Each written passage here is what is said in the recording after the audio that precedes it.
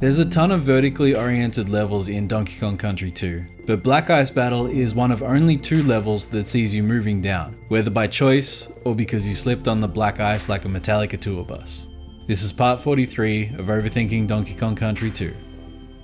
I don't feel good about that intro. So it turns out black ice isn't actually black, but clear. It's called black ice because it allows the surface below to be seen, and oftentimes that surface is blacktop. This is the final, and to me, the most memorable of the glacier levels. Of all the ice levels, and of all the Lost World levels, this one stays in my mind the most. I'm not sure why, but if I had to guess, I'm fairly sure it's because in my early playthroughs of this game, when it really cemented itself as my all-time favorite game, this was usually the first Lost World level I'd play. To add to that, I'd end up playing it as soon as I encountered it, so it was one of the earlier levels in general. With the only other ice levels being in the final world, this was my introduction to the level theme, and so the connection between Glacier level and the Lost World was formed in my melon. To this day, I'm always a tiny bit surprised when the first level of Krool's Keep is an ice level, but this is getting way off track. Black Ice Battle is the final ice level, though like I said, it feels more like the introduction than the ending to me. Looking at it now, it's visually identical to the other two,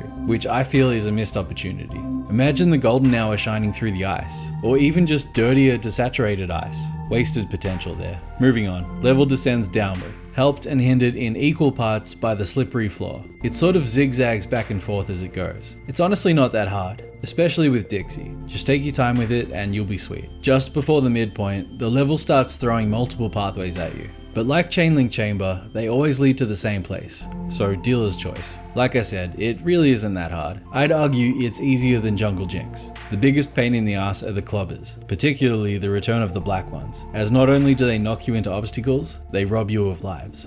It's hard to make heads or tails of this level from a narrative standpoint, for a few reasons. First, it seems totally disconnected from the ancient Kremling's through line, seen in the 3 jungle areas. Second, you can pick when you want to play the Lost World levels, as well as what order you want to play them in. And third, there's nothing in the environment here that really gives us anything to work with. And when you look at Black Ice Battle on the overworld map, it's just kind of there, a few meters away from an active volcano no less. That said, one thing I dig about the Lost Worlds map is its symmetry. Jungle on the edges and in the middle, with mountains of fire and ice framed between them on either side. Maybe it's the close proximity of those 2 paradoxical biomes that drew the ancient Kremlings here in the first place.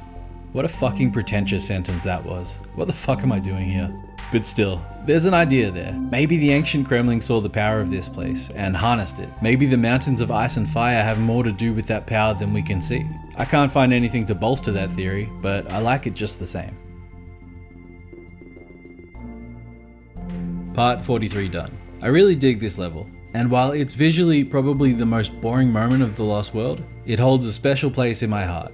But now, we're heading back into the jungle for Clubber Carnage.